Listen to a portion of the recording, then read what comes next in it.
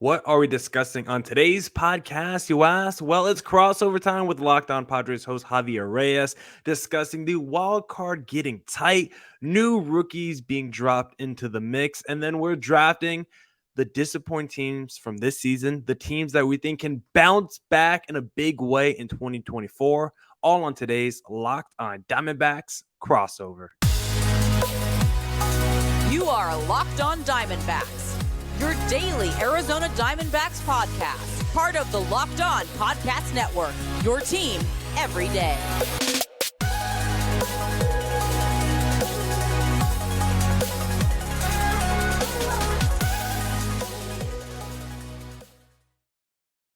Welcome into the Locked On Diamondbacks podcast, part of the Locked On Podcast Network, your team every day. Today's episode is brought to you by Bird Dogs. Go to birddogs.com/LockedOnMLB or enter promo code LockedOnMLB for a free water bottle with any order. You won't want to take your Bird Dogs off. We promise you. Miller Thomas, host of this podcast, multimedia journalist. Follow me on Twitter at CreatorThomas24 for the personal account, or look up Locked On Diamondbacks, both Twitter, Instagram for the podcast handle. But without further ado, as we do every week to break down the NL and do a little draft, we got to bring on the man of the hour, Javier Reyes of Locked On Padres. Whoop, whoop, whoop. There he is. How you doing, sir? I'm doing pretty okay, man. Pretty okay. All things considered, in life at least, the Padres are giving me no reason to be happy, as far as I'm concerned. Outside of a couple cool stolen bases at home runs from Federico Tatis Jr., just not great. But in regular life, you got a little football action going back. I feel good about my fantasy team, and just in general, I think there's like a relief to being resigned to. Oh, yeah. The season, you know what I mean? I'm like, okay, I've been out. Like, I knew they weren't going to make the playoffs like 3 weeks ago. And that's kind of given me a sense of peace. Instead of focusing on all the other stuff having to do with the Padres, which is fun, instead of just doing recaps and will they make it, won't they? It's kind of fun to do it that way. I don't know about you. Yeah. I mean, you're living in it. You're in like an actual race. So it must be pretty stressful for you, man.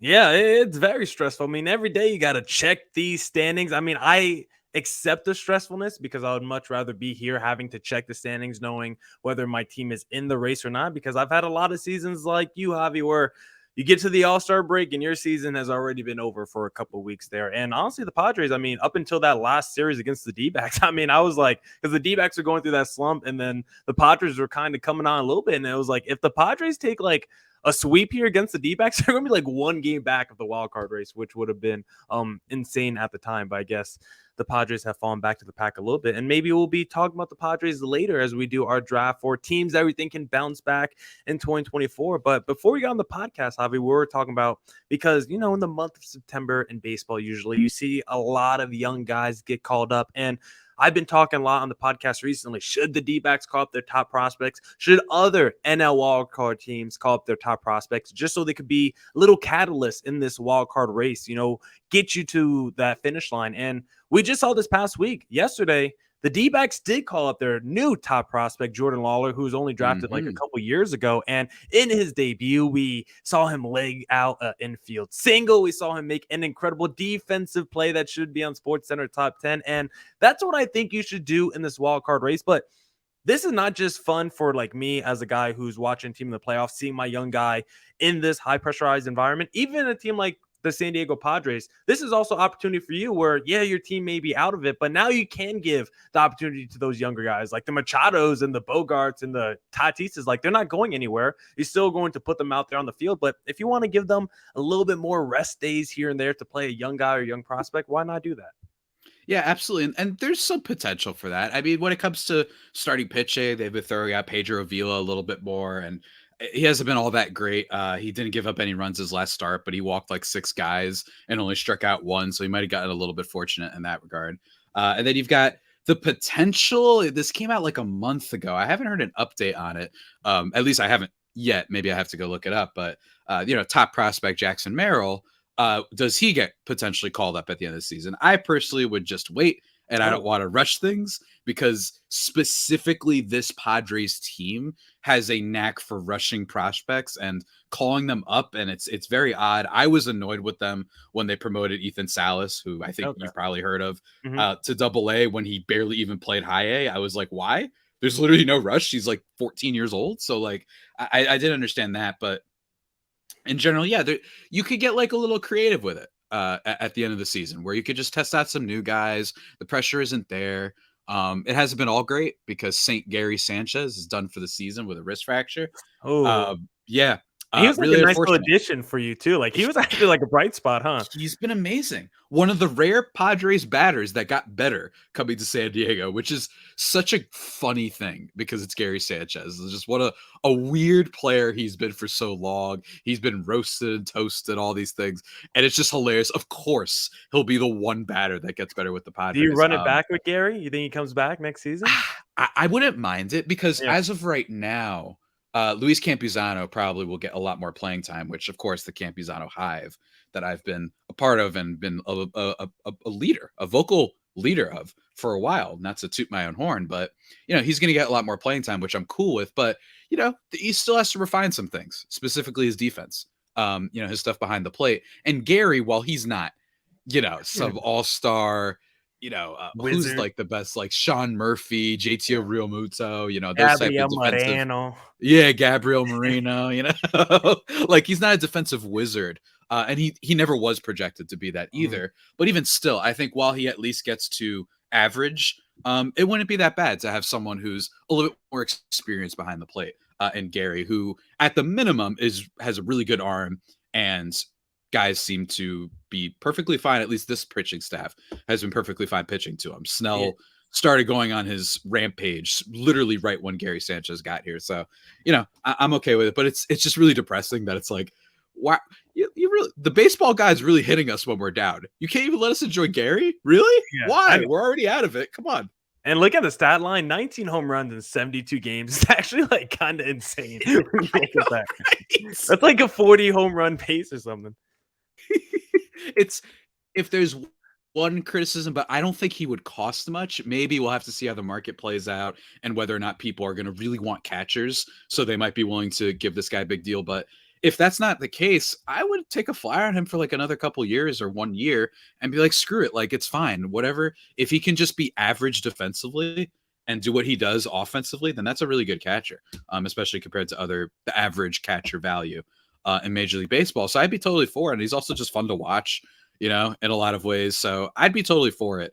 And the home run pace, is that a sign of this being a little fluky? Some might say that. Maybe got a little bit lucky on some home run fly ball stuff, but maybe. I'd still be willing to. And if he stinks next year, then you have Campuzano to be excited about. So I don't think it would be so bad, but that's the only thing. It's like the only thing we could be happy about lately. Yeah. We have some guys, we have Tatis, we have Kim, but it's just sad. Why baseball gods? What did we do? Why? And if you lately, I don't know if Miller, if you've been following. Actually, I'm going to save this for when we get to the draft. Okay. I'm going to save this when we get to the draft, actually. Go for it. Just looking at Sanchez's 162 game average, 38 home runs per season. If you projected out 162. So this guy's a legit power bat behind the plate. But D-backs right now playing the Chicago Cubs in a tough series where 4-game series here, then you play them again, right after the New York Mets. And that's going to decide your tiebreaker for the season. Then you play the Giants after that. So D-backs, 3 of the next 4 opponents really heavy against the NL wildcard race. And just looking at it, Javi, as a non-biased, watcher right now. You're like the watcher in the Marvel series. You're just on the outside, the peripheries, just seeing everything that's going on. I got you. Yeah. The Giants now, they're starting to struggle a little bit. They're going a little losing streak here. They're a couple games back in the wild card, but the Marlins still keeping pace. The Reds somehow still keeping pace. Just from your perspective, how do you think this wild card race is starting to shake up? It's funny. I have no will towards the Giants. I've had only fine interactions with their fans on social. Granted, that's not the best barometer for things because it's just my social, but even still, like I've liked a lot of their players over the years. Like I'm totally cool with the Giants. It's like a fun and fierce rivalry, but not one that gets like disgusting. You know what I mean? Between the Padres and Giants. So, I'm a little bit upset that out of all the teams that they could play spoiler for, seemingly it was the Giants. You know what I mean? Like kind of beating them in that last series pretty badly. So that's unfortunate. But in terms of the wild card race in general, it's like I go back and forth because it's exciting. But then part of me is like, is it artificially exciting? Because this was going to happen. Eventually teams were going to fall off since you're playing 800 games a year. So Yeah. like, that's just how it feels, almost like who gets hot at the right time, right? Where it's like, do I feel a little bad that the Rangers are falling out because they've been like a top 3 team all year, and because Seattle got hot for 3 weeks, now they might be in trouble? Yeah, that's flaws with the sport if you're one of those people, right? I think it's different. It's just different how it plays out. But yeah, it's intense. It seems like nobody wants to lock this thing up, for sure, but it is a lot of people in for it, and I think we talked about it a while ago. I recommend everyone go and check it out. I think it's the 2010 MLB season when literally the last like 5 teams were decided on the last day. Go look up Evan Longoria's home run for the Rays that literally sent them into the playoffs in Oh game my God. 162. Don't even bring it up. Don't even bring it. Yeah. That's like literally my worst nightmare. I was a Red Sox fan at the time. That's like my worst Oh nightmare. That's like no! the worst moment. It wasn't against the Red Sox either, though. It was the Red Sox blew the game against the Orioles, which is what was funny. But there's a lot that happened that night, and everything happened. I remember it very vividly. Don't worry. Maybe that's what we're in for. It's been a while, right? Maybe we're gonna have like a game 162 that really matters. As just a bystander, I'm excited for that possibility. Yeah, and 2 years ago, we had the opposite because the D-backs on the last day of the season could have got the number 1 pick, and then they had like a walk-off home run, like their final game of the season to drop. I remember that. Yeah, in the race. It was like the Texans last year, so going for it on 4th and losing the first overall pick. That's like anti right there, which is pretty funny. But I love it. This wild card race. Shout out. Wild card race is going to be insane. Love seeing all the new guys getting called up. I just love this time of the season where wild card teams calling up young guys for the playoff push, and then teams out the postseason are giving their young guys a look as well. Yankees calling up a bunch of dudes, as we see as well. So I just love that youth movement that we see in Major League Baseball right now. But want to do a little draft with you, Javi, drafting the bounce back teams in 2024. Maybe your team goes pretty high in that draft. But before we get there, we first need to talk about this article of clothing I love to wear called Bird Dogs, because Bird Dogs make you look good. Bird Dogs stretch khaki shorts are designed to fit slimmer through the thigh and leg, giving you a truly sculpted look. I promise you, I look like a light-skinned Greek Adonis when I put on the Bird Dogs. Bird Dog shorts do the exact same thing as Lululemon, but fit way better. They fit way better than regular shorts that are made of a stiff, restricting cotton. Bird Dogs fix this issue by inventing cloud knit fabric that looks just like khaki but stretches so you can get a way slimmer fit without having to sacrifice movement. Bird Dogs use anti-stink, sweat-wicking fabric that keeps you cool and dry all day long. So go to birddogs.com/LockedOnMLB or enter promo code LockedOnMLB at checkout for a free Bird Dogs water bottle with your order. That's birddogs.com/LockedOnMLB for a free water bottle at checkout. You won't want to take your Bird Dogs off. We promise you. And don't forget to catch every D-backs and Padres pitch on their hometown broadcast when you download the Sirius XM app and either search up Diamondbacks or Padres. Now we're back here with Javier Reyes of Locked On Padres because it's time to do our little weekly draft. And today we're drafting the disappointing teams who we think are going to bounce back in 2024. And we got some set parameters today because we don't want to just draft a team like the Giants who are 2 games back, or a team like the D-backs or Reds or Marlins who are still fighting for a wild card spot. We want this to be teams who we know aren't going to make the postseason down the final stretch run. So they got to be at least 5 games back at the wild card at the time of us recording. So anyone from the Boston Red Sox on are eligible. As always, I'm going to bring out a coin for our draft. I got some kind of coin here. What is this? Oh, a good old nickel today. I think you like to go with tails. I think you like to go with tails. Always. As always. I just got to confirm, Javi. I don't want to one day you say, let me switch it up. And we got, for the listeners, we got heads. I guess they can't see it. Bob. So I will be going number 1 overall. And I am just so excited for this draft. Millie gets number 1 overall. I get to get really crazy with my number 1 overall pick because I have to take this team number 1 overall because you went out of focus for a second. I know. I saw that. like clicked off the tab, came back. I was like, what happened, Javi? I have to go with this team number one overall because if you go back and listen to some preseason pods, I think I might have picked this team to make it to the World Series. If not, I know I definitely picked a player on this team to win the MVP this season. And this is a team that's loaded with stars. They got one of my players from a team that I grew up loving, the Boston Red Sox, this past offseason, gave him a fat contract at shortstop. And this team is still loaded with MVP talent like Juan Soto, Manny Machado, one of the most fun players in baseball, Fernando Tatis. You got studs in the rotation. They got some pending free agents like Blake Snell, but if they bring him back, because we know this team likes to spend money, I'm sure they're going to go after Shohei Ohtani in the offseason. I'm predicting a big bounce back season next year with the Machados and the Sotos and the Tatises all healthy and playing from game one. I'm drafting with the number one overall pick. My co-host favorite team, the San Diego Padres. Poo, poo, poo. Look, people bring up like our sports rigged. Is this draft rigged? You've won like the first pick 9 out of 10 times, and then you take my team from me. Beautiful. God, I love the sports god. Thank you. The prayers have been answered. Unbelievable. But look, I've talked about this on my pod ad nauseum, but it's my latest thing is I think that as an organization that they have failed, and I think it's time, or at least there's reason to believe that they need some change, maybe in the front office with AJ Preller. But if you were to just look at this season, I really do think that it is a huge fluke. I'm not saying that them missing the playoffs is a fluke. I'm saying for them to be this bad, I think is really just a huge fluke. You're telling me you can't be at least 500?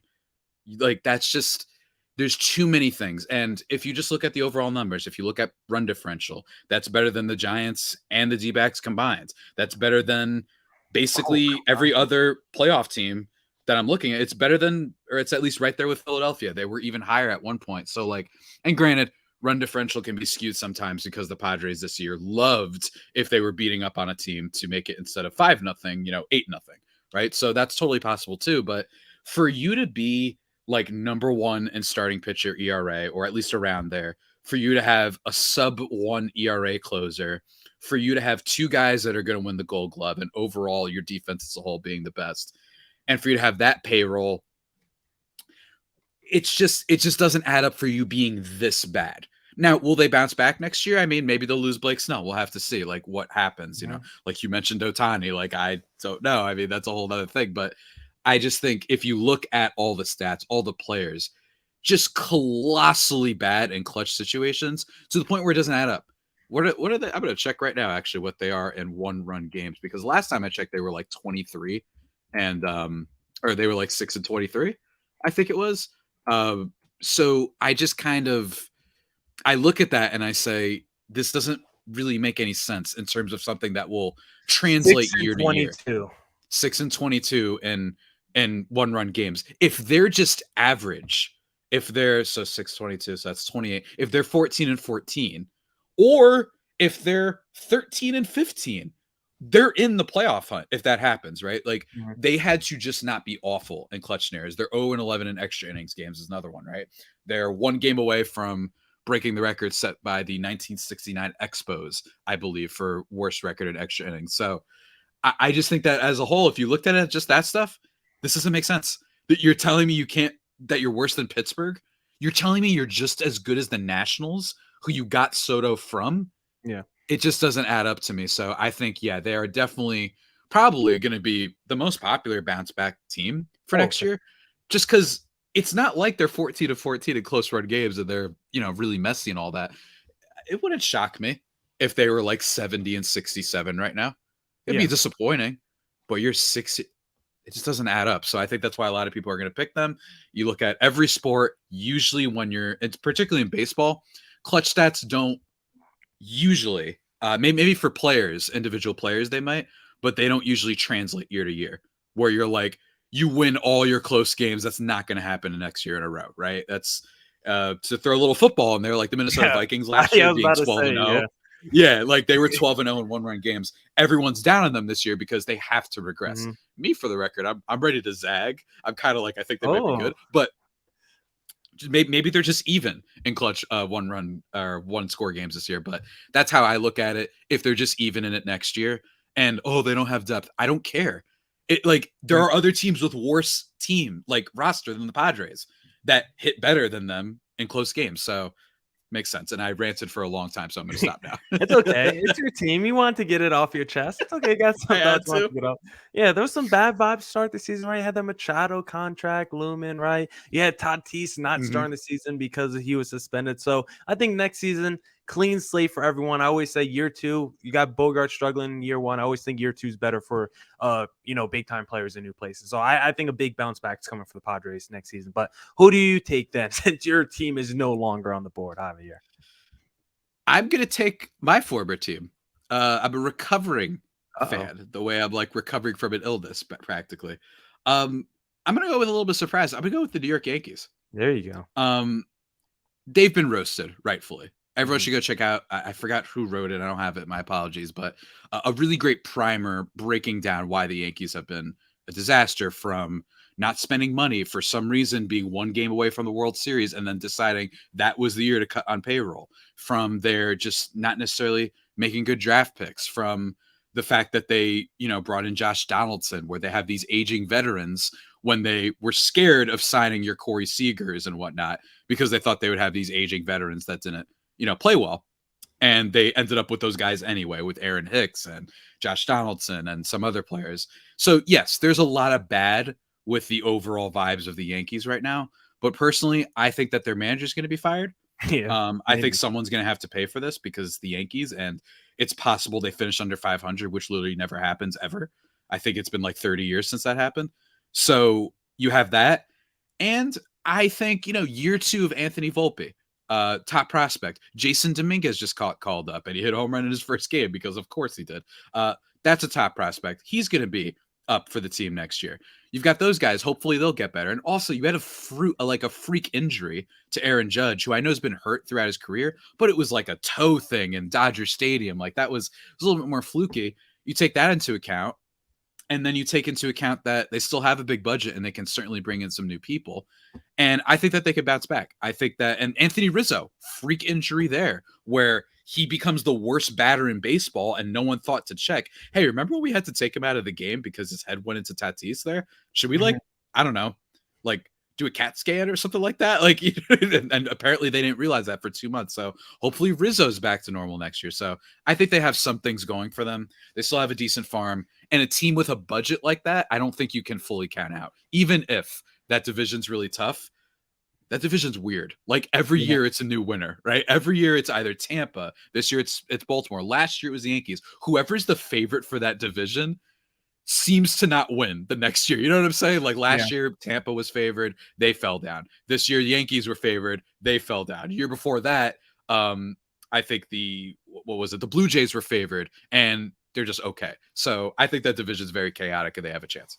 Yeah, I mean, I love the gamble of betting on the Yankees, right? Because it's basically a legacy play with the New York Yankees. Like you said, this team never finishes below 500. So just to pick a team that's literally there season after season, like even if you look at the last 20 years, the years that were like, man, this is not a very good Yankees team, they're still probably winning 90, 91 games those years. The years that were like, oh, this team is not even that good. Are they going to make the postseason? Yeah, they're going to make the postseason, probably win 90 plus games. So to bet on the Yankees to make the postseason, I think is probably a strong bet. I don't know if they will make major changes to that front office, just because I don't know if Brian Cashman's ever going to fire Aaron Boone, and that's like the only thing that makes me hesitant with this Yankees pick, because I don't know if anything's going to change with that front office, who has just been so questionable with their decisions. I did like the Carlos Rodon signing, but there was a lot of red flags over that, and there was a lot of people who didn't like it. And you traded for Josh Donaldson, gave Aaron Hicks a big contract. You took on the Stanton deal. Like there's a lot of, I think you had DJ LeMahieu on one of the worst contracts in Major League Baseball. And I didn't even mention him. I think one of us picked him. I think we picked him like last week. Yeah. So it's like, when you think of all the moves that the Yankees have made over the last few years, not going after a guy like Corey Seager, it's like, yeah, the Yankees from a legacy perspective, they're always in the mix in the wild card in the postseason. But could you actually trust this new leadership group from what we've seen the last few years to actually get them back to the playoffs? It's probably a big question, but I don't mind the gamble at all with their number. Yeah. I mean, and look, they didn't even call up Bryce Harper, whose favorite team was the Yankees. They didn't even. They met with Machado. Didn't give him. I'm telling you, man. Everybody who gets mad at me when I bring this up, but like spending is a big part of this. I'm not saying you have to spend a bajillion, but when you see moves like this, Miller, they were one game away from the World Series, and that's when you're cutting payroll. What? What? Doesn't make any sense. So maybe they'll bounce back next year. We'll have to see. Like it. I'm going to leave your team at number 4 since I have the number 1 pick here. So I'm going to give you a little sweetener at number 4 because number 3, I'm going to play a little bias here, but I do think it's pretty accurate because I'm going to take the Boston Red Sox with my number 3 pick because I do think there's another potential pick you could have chosen here who I think you might go with your next pick. But for the Red Sox, I like them to bounce back next season because the Red Sox are that sneaky team that wins the World Series the years you don't expect it because it seems like they are their best the year after that they suck, right? And the last 2 years, they're going to finish either 4th or 5th in the division. And I think on paper, like for most of the season, the last couple of years, like that first half, they've probably played above expectations. Maybe injuries, maybe second half fall offs are the reason why they didn't finish strong. But I think on paper, this team has decent amount of talent. You add to it in the offseason, maybe go out there, try to get a Shohei Ohtani. But I think you at least have a decent core here. A guy like Yoshida actually ended up being a major signing for the Boston Red Sox. Chris Sale will ever see if he could get healthy, but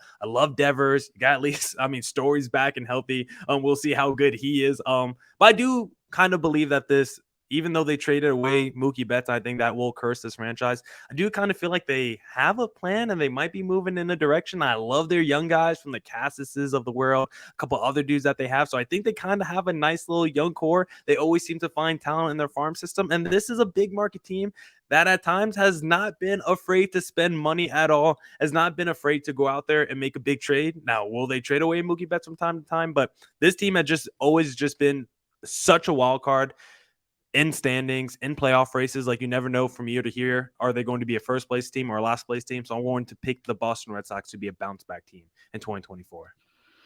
Not bad. Not bad. And I think that they're a team that might be a victim of a really tough division too. They've been able to, the Bogarts thing, them losing Betts is obviously huge. They salary dumped a Hall of Famer. Like that's always a bad sign for an organization when you salary dump a Hall of Fame player. In the case of Mookie Betts, but I mean they tend to do better than this, I think, and they're like Yankees light, where they don't usually finish this poorly. You know what I'm saying? And I think that they're going to bring in some guys, and at least they had some hits this year, right? Like Masataka Yoshida has been incredible for them. Like he's been a really good player. He's been clutch. He's been awesome. There's a lot of weaknesses on this roster. They don't necessarily have the strongest farm. They don't have necessarily the strongest farm. Trevor Story is hitting 176 still. Okay. Yeah. That's not great. That's not great. I assumed he would be hitting better when I clicked on his name. So that's why I said it slow. I was like, Trevor Story. I was like, I lost it. So, their GM is questionable. It's a little bit similar to the Yankees where like they've decided that they just don't want to spend anymore, even though that's how they've historically won their titles. We'll see if it plays out in their favor. I don't know what they're doing exactly, but at least they have a couple things. And like you said, they really are good at bouncing back and being good. I mean, even 2 years ago when they made that playoff run, and their offense just exploded at the right time, but still. Yeah. Because doing that playoff run, they sneakily almost like made it to the World Series. I know. It was kind of nuts. If not for the Astros just being, motivated by wanting to stop people. You know what I mean? They're like, we will not take the slander any longer. Like, if not for that, I mean, they were close. But I remember the Rays won game 1 of that series when the Red Sox made their one. Randy had a big home run. There's a really fun Spanish announcer who does the call on that one.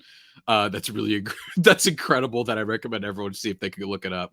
And then they end up beating the Rays, who were like the best regular season team that year. And then they just keep going. Too. Yeah, it was like they just caught fire, man. They're a team that loves just saying, screw it. We don't care about pitching. We're just for some reason going to hit the crap out of everybody at the right time. They do this very often, whether it be 2013, whether it be 2021. It's just what they do. I am worried about the lack of the farm talent, and Chris Sale ain't getting any younger. Maybe Ryan Bello will be something. I don't know, but we'll have to see. But it's not a bad pick. It's not a bad pick Yeah, at all. I like because I think some of their farm talent is just already on the major league roster. I like some of their young guys. Duran, yeah, you said Mhm. Bello. You got Cassis, Cassis, Paces. yeah. Yeah. Yeah, I think you got like a few pieces. They have a nice little core of that maybe you could build off Mhm. of. And I think for the rest of this draft, maybe we do 3 more picks, rounded out at number 6 overall. Because before we continue this draft, Javier Reyes, we got at the time of us recording this, right? It's Thursday night. It's 9 o'clock, and with football season back, with the MLB playoffs around the corner, there's no better app to download and place a bet and make some money than FanDuel. Where is my here it is, my FanDuel overlay, because get ready for the NFL season with incredible offers from FanDuel, America's #1 sports book. Right now, new customers can bet $5 and get 200 in bonus bets guaranteed. Plus, all customers who bet $5 will get $100 off NFL Sunday Ticket from YouTube and YouTube TV. Now is the best time to join FanDuel. The app is super easy to use and can bet on everything from spreads to player props and more. So visit FanDuel.com/lockedon and kick off the NFL season with an offer you won't want to miss. FanDuel, official partner of the NFL. And don't forget to catch every D-backs and Padres pitch on their hometown broadcast when you download the Sirius XM app and search up Diamondbacks or Padres. Now back here on the Locked on Diamondbacks, Locked on Padres crossover, drafting the teams that we think are going to bounce back next season. I took Padres 1. Ha ha. Javi took Yankees 2. I took Red Sox 3. And now you are back up with the number 4 pick, sir. Whew. Oh boy.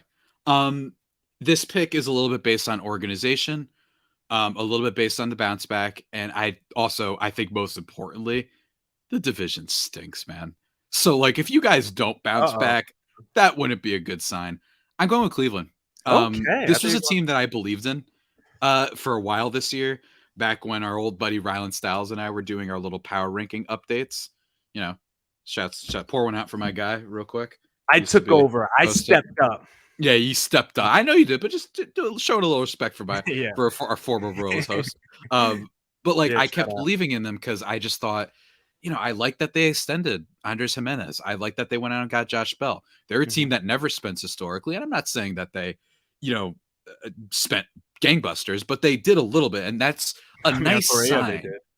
New ownership, right? Like they have a new ownership group. It's a nice sign. They changed their name to Guardians. It's a nice sign that they're like, all right, we're not necessarily going to go out here and spend $400 million on Juan Soto, but we're going to like extend some players. We're going to put out a little bit. And that's cool because low key, like the Guardians, for the past like 10 years, they have one of the highest winning percentages in baseball. They had a stretch when they went to the World Series where they just kept winning games in the regular season. They unfortunately didn't win a World Series, partially, in my opinion anyway, because they didn't put the pedal to the metal and, try and get some more enforcements. And instead they lost players every year. But I like the new direction of the ownership group, and also just a really like incredibly bad offense that I have to imagine is going to get a little bit better next year. Maybe Steven Kwan bounces back and hits for a little bit more power. Jose Ramirez, low key, like on very under discussed, not the best season from our boy. Granted, if this is a bad season, that shows you how good Jose Ramirez is. But it also shows you that he's probably only going to be remembered this year for a fight, to be perfectly honest with you. But for F4, it's still not that bad. Like, decent defender. He had an okay season. The problem is that this is like a 6-win player, and his WRC plus declined by 30 points. So there is some concern there. But even still, he's 30. He's not super old. He has a chance to turn it around, and he's the type of player that can carry an offense. And then also Shane Bieber and our boy, I don't know if he's your boy, I'm just saying. Tristan McKenzie. Tristan McKenzie both just lost seasons from them, and this team is built on a pitching. Like, I'm pretty sure Shane Bieber hasn't pitched in like forever. Yeah, he hasn't pitched since July. Like, he's been shut down. He has questions as a pitcher, but that's still a big loss. And then Tristan McKenzie basically just never got an opportunity. I mean, he pitched in 2 games this year. So, like he was just a lost season for him. Maybe they can figure out something with Lucas Giolito. I personally don't think so. I think that guy isn't any good. And I think that people got way too excited at the Angels buying him at the deadline. I thought that was peak. Nope, not going to happen. Like, you got to get somebody that's a little bit better than that. But maybe they can figure it out. I mean, Cleveland's known for developing pitching. Gavin Williams, Cal Quantrill, whatever. Maybe they can get some of those guys to be average and just get a little bit more from their offense, because they were really, really bad this year. Maybe Andres Jimenez bounces back. And they always have a farm. Always have a farm. I am still mad at them for not trading for someone like Sean Murphy when they clearly had the chance to. But even still, really bad division. All they have to do is just be a little bit better. Call up some prospects, maybe go get a couple bats in the offseason, and then they'll be fine. Yeah, I like this pick a lot. I thought you were going to go in a different direction. I guess I'll take them with my next pick. But the Cleveland Guardians, I mean, when you that's right. The Cleveland Guardians, I mean, we look at that rotation. Yeah, you got McKenzie and Bieber out, but you still got some really interesting young talent with the Tanner Bibby. I think that's how you say his name. I don't really know. I'm kind of guessing. Logan Allen, got the Aaron Savali, who they traded for, like Gavin Williams. Like, all those guys are in like their mid to early 20s. All of them got like a sub 3.5 ERA. So you could potentially have like a 6-man rotation of dudes who had like a 3.5 or lower ERA going into next season with Bieber, Tristan McKenzie back, because I do think Bieber and McKenzie are two under the radar when you think of like frontline duos in Major League Baseball. I think those two are pretty underrated. And when you just look at the other pitchers that they have behind them, the young talent that they have, yeah, you just add some offensive pieces, like you said. I think this Cleveland Guardians team can definitely bounce back. The Twins, I don't think, are a scary team either. Like you said, this division's not anything. I don't know if another team from the division. Man. Yeah, I mean, didn't we mention this, that every star player on the Twins has been bad, but they're somehow like just okay enough by sheer depth? Like Correa and Buxton's finally healthy. I think you said this. Buxton's finally healthy, but now he's not good. In my opinion, one of the 5 most overrated players we've had in the game past bunch of years. The Kadarius Toney of Major League Baseball. Kadarius Toney. A little bit, honestly. The cop works, but my thing is, he's one of the only players who could put up 9 WAR. Like, what are you talking about? He's never had an on base percentage above 310. What are we doing here? But yeah, I just think me with the stats today, it's around there. By the way, to pick my exact word for it, but yeah, I like my pick a lot. What do you got, sir? Number 5, I'm going to go. I feel like I'm just getting all of Javi's favorite teams today. I don't know if you wanted to take this team, but I'll take them because they got your little Puerto Rican power over there with Francisco. I was thinking about it, yeah, I'll take the New York Mets. I mean, why not? I'm going to get arguably the richest owner in Major League Baseball. I don't know where Stephen Cohen, lines up exactly, but I assume he's near the top. This is a team. All of a sudden, from the Max Scherzers, it sounds like they're going to take a 2-year short rebuilding plan where this is like year 1 or something, or next year is going to be year 1. I don't know. I don't believe it. I think they were just like, we suck this season. Why not just get some of these old pitchers off our payroll and probably add some other big time salaries in the offseason? Because guess what? As we know, Shohei Ohtani will be a free agent. Will he be playing next season? I don't know. Maybe as a batter, but I do think if Ohtani's a free agent, the New York Mets will be all in on him. So I'm not surprised to see them do some salary dumps when they're already out of it. I think with Stephen Cohen and their aggressiveness to go after players, I think this is just a team that's always going to at least be in the mix because of that spending power. And they are coming off. Obviously, this season is disappointing, but they were like a 100-win team, wild card team last season. And obviously, they kind of disappointed once we got to the playoffs as well. But still think from a talent perspective, they still got Pete, they got Lindor. Senga has been a really good rotation starter. I think there's some obvious flaws on that roster, but I just feel like they're going to replace those flaws with some free agents this offseason. And even a guy like Francisco Alvarez, like they've been able to hit on some of these farm pieces as well. So I like the Mets to bounce back. Yeah, and if you hope that their farm pieces, the ones that didn't do great, like your Brett Beatties and Mark Vientos, hopefully they just get better next year. Yeah. And then, like you said, you freed up a little bit of payroll. Maybe you can go get some decent pitchers to help, round out your rotation, because that was a big thing for them as the rotation depth killed them. Their guys were just outrageously bad at the back end of the rotation, on top of Scherzer and Verlander. And, you still got Lindor, you still got Nimmo, you still got Alonso, you hope that Starling Marte, who had an injury, that he bounces back. You've got Jeff McNeil, who went, I don't think someone needs to remind him that he won the batting title last year. Like, maybe, I don't think it'll take too much. And like you said, this is unlike the Padres. The Padres had it won like 100 games, and we used them as like the consensus number overall pick. The Mets that's a huge decline. And unlike, say, when the Giants won 100 games a few years ago, I think everyone was like, what kind of wizardry is going off here? Brendan Crawford's never been a good offensive player. Why is he great all of a sudden? The Mets still have guys that should be great next year. So I think that makes a lot of sense. Like, can they be at least as good as Miami? Sure. Right. Like that should happen. And honestly, Phillies at some point, maybe them not having any good defensive players will hurt them. Maybe. The verdict hasn't been passed. I don't know why. It just doesn't matter that they have the two worst outfield defenders in baseball when it comes to the regular season. But yeah, I think that's a great pick. And to be honest with you, we should have taken them earlier. I don't know why we didn't take them earlier. I think we just forgot. I think we got scared off by the whole, oh, it's a rebuilding year. It's a project now. I think you're right, though. I don't think they're just going to sit here. They have a lot of money committed. Maybe they won't throw their, they won't bat their eyelashes at Ohtani, but they're going to get something. So yeah, and I don't ever want to underestimate like the trade market too, because you could just go out there and get superstars sometimes for like absolutely pennies on the dollar. Shouts to the Cardinals. Yeah, like it happens. And who knows? Do the Cardinals go with your final pick here, Javier Reyes?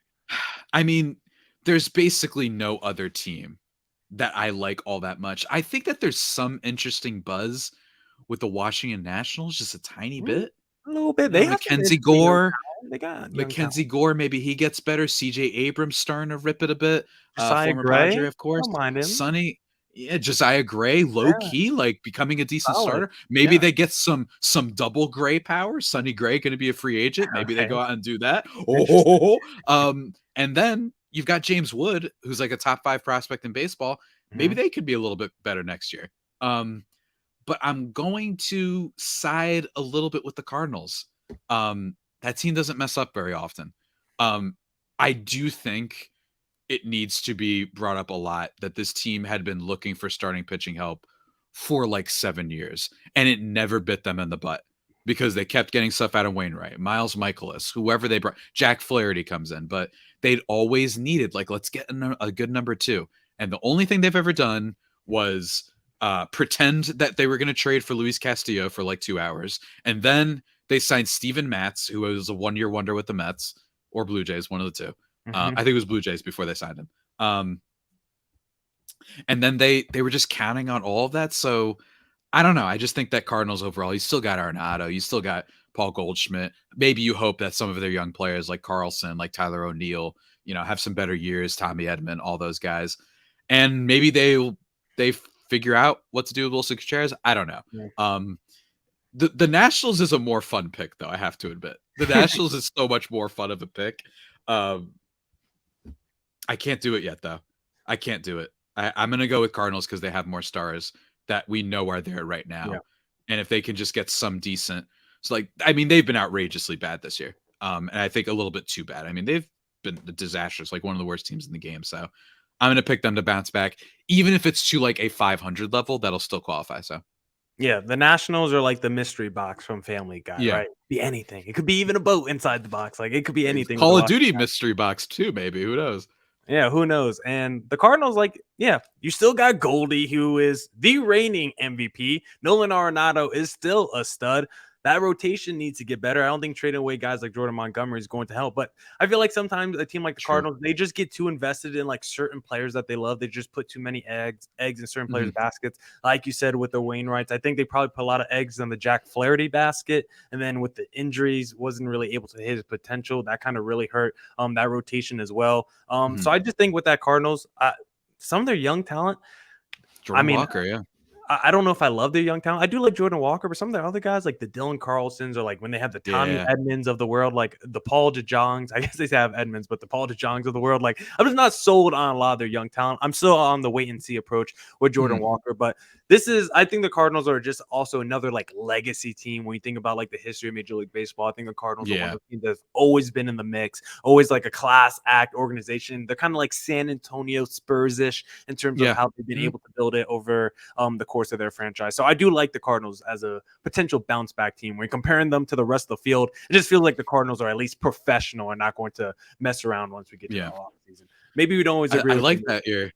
Yeah, I like that you're not totally on Jordan Walker. It's totally possible. And also, Lars Nootbaar, World Baseball Classic champion. And he's just a solid batter. He's the type of player that every team in the league would want. Just great on base guy too. So yeah, and if they're just a little bit better, if they're at least in contention, the division isn't terrible though anymore. Which is one of the reasons why I picked the Guardians. Like I like the Cardinals as a bounce back more in a vacuum, but the division stinks for the Guardians. So if they're just okay, they could be a playoff team next year. While the Guardians, it's like the Brewers, unfortunately, are still, always in the running. They've had a good season. And then the Cubs, right? The Cubs have been good. The Reds are on their way with their prospects. So totally possible that it's actually going to be a little bit harder. But that's why I picked them with the last pick, just because the division's a little bit better than usual. So shouts to those teams. Finally, it's taken you like 7 years, but you guys are actually like okay now. So shouts to them, and the Cubs too. It wasn't too long ago that they had to give up their entire World Series roster, and they've seemingly been able to come back in with some young talent. Your Nico Horners of the world, who's really underrated, and then Cubs. I don't know about you, Millard, but if I was the team that fixed a former MVP to being back MVP self, I think I'd want to keep that guy. So we'll have to see how the Cody Bellinger sweepstakes go. But yeah, that's my last pick. He's such an interesting case study. Is he going to get like an 8-year, 3? Like, did he just play his way into like a freaking mega contract again? Like, we thought this guy was going to be fascinating. We thought he was going to be like on the couch or something. I was like, is he going to just be like a backup outfielder? Right? Like, and don't get me wrong. I think that we should have, as a collective, at least been like, yeah, he's worth a flyer. You know what I mean? Like, he's a former MVP. At the minimum, he's better than like Trent Grisham, that type of stuff. Right? Yeah. Yeah. Oh, my God. But like for you to go from a 1-win player the last 3 years, and one of those years being a -1 player, to returning to 4, and granted his defense has been a little bit shaky at times, but the slash line's incredible. 144 WRC plus, Millard. You know what it was the past couple years? 83 and 47. Dang. Like, it's just like I am very curious to see what contract he gets. I think it's going to be a decently chunky one, but it's fascinating because he's also 27. So it's one of the weirder free agents we've seen in a while. Because usually guys who don't perform, and I gave you those numbers, it's like, oh God, they just got hit with the injury bug, didn't they? No. I mean, he did a little bit, but you know what I mean? Like it's just, yeah, maybe that's what I cannot wait to see what he gets. I think it's going to be a fascinating free agent because people are going to be like, well, then what happened those previous 2 years? What happened to you?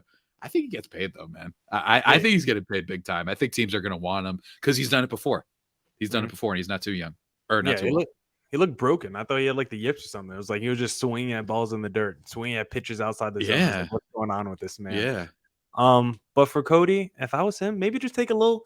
If you really are a confident dude and you believe in yourself, bet on yourself. Take a little short-term deal, 1 or 2 years. Prove everyone again this is not a fluke, and then you re-up for like 8-9 years after that. Just prove everyone once again that wasn't 1-year fluke. MVP Cody is back. You give them like a 2 or 3 year sample size, you come back to free agency, they're giving you 40-50 million a year. All of a sudden you're in Aaron Judge territory. Did you have any last minute honorable mentions for our draft today, Javi? I know you mentioned the Nationals. I mean, I think I covered it. The Nationals. Okay. Yeah. If that was your only one, I didn't know. The only thing. We still, I'm not even going to make any jokes. I didn't know if you wanted to pick the Angels. They still got some talent out there. I didn't know, maybe some of the White Sox, a healthy Eloy, Luis Robert, Dylan Cease, big. Don't get me started on Eloy. Don't get me started on Eloy. He's, oh my God, Eloy Jimenez. Pirates, hottest team, first 30 games. Can they do it over 162? Okay. Maybe? Okay. Get O'Neal Cruz back? Get O'Neal Cruz back? Would it play Brian Hayes? Maybe Brian Hayes? I don't know. Hey, at least he's a good defender, right? We'll see. Yeah. So that's our little bounce back draft for 2024. Javier Reyes, before we wrap up today, where can the listeners find you? You can find me on Twitter at Javipeno, JAVIIPENO, or if you want only Padres content, at LO_Padres on Twitter. And then Locked On Padres on YouTube, where I post reaction videos on the old YouTube Shorts thing. Going to be doing that more and more. Every breaking news thing, I'm going to try and put it out more. I probably should have put one up, now think about it, after the Gary Sanchez news, and maybe after my boy, I didn't mention him, Profare. Jerkson Profar getting called up by the team. He's going to play. It's tonight's game. Can't wait for that. Just bringing the good vibes back. I should have used that as part of my reason for why the Padres will bounce back. They needed him back. He's the soul. He's the heart. He's the energy. He's the drum beat. You know what I mean? So maybe that's what it's going to take. But yeah, that's where you can find me. Interesting. Follow me on Twitter at CreatorThomas24 for my personal account, or look up Locked on Diamondbacks, both Twitter, Instagram for the podcast handle. Another week, another crossover, another draft with Javier Reyes of Locked On Padres. Until next week, doses.